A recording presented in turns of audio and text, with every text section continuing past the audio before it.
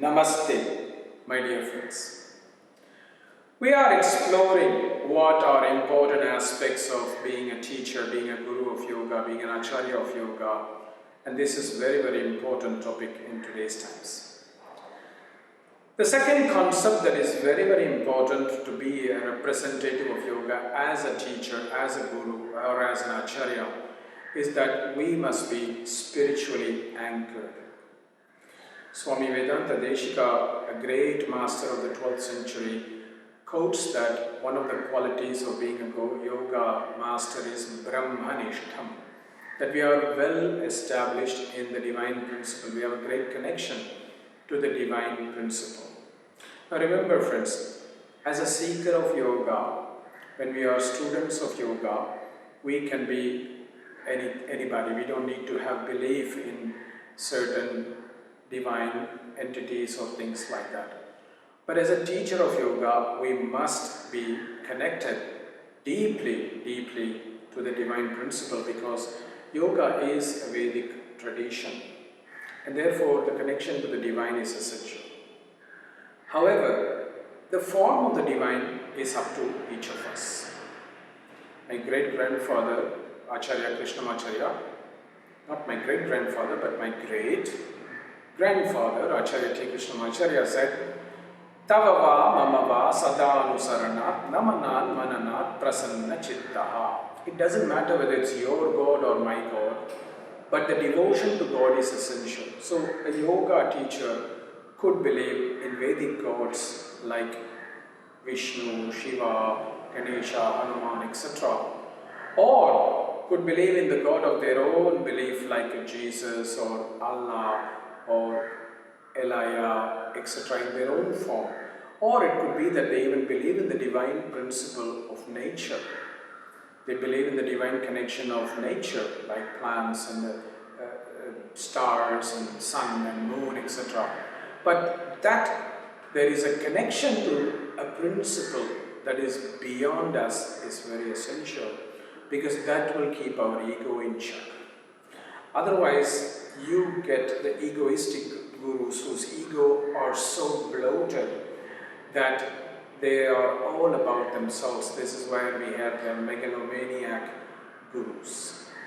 And that is very dangerous, because those gurus just are interested in having students to suck energy from the students for bloating and inflating their egos, and not necessarily to have an exchange of energy between student and teacher, which is what is essential for a good teacher-student relationship. And that is why, my dear friends, it's very important that every teacher of yoga has a connection to the divine principle in whatever form that they are deeply in connection with.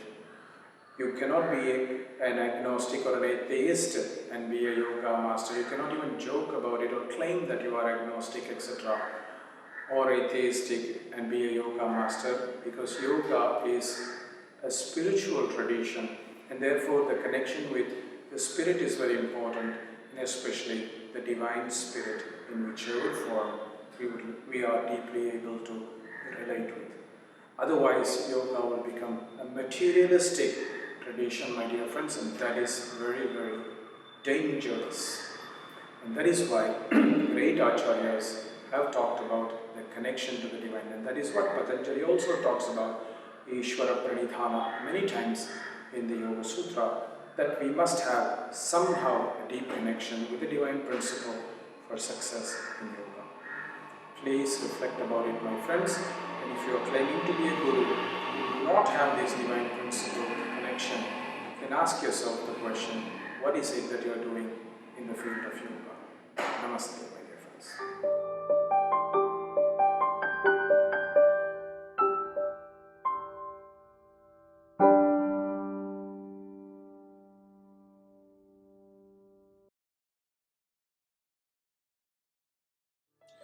Namaste, my dear friends. My name is Kausthub Desikachar, and I'm the current lineage holder of the Viniyoga tradition. Thank you for watching our YouTube video today. And if you enjoyed it, please subscribe to the channel by clicking the subscription button nearby below, and also the bell icon so that you're notified on our up-to-date uploads of our video. We happily upload each week at least one video and discuss fantastic topics about the traditional aspects of yoga, so we can keep the learning as pure and as close to the source as possible. So join our community and let us spread this fantastic knowledge of yoga. And if you like our videos, please leave a comment about what you think. And if you don't like our videos, please also let us know how we can improve. Namaste, dear friends.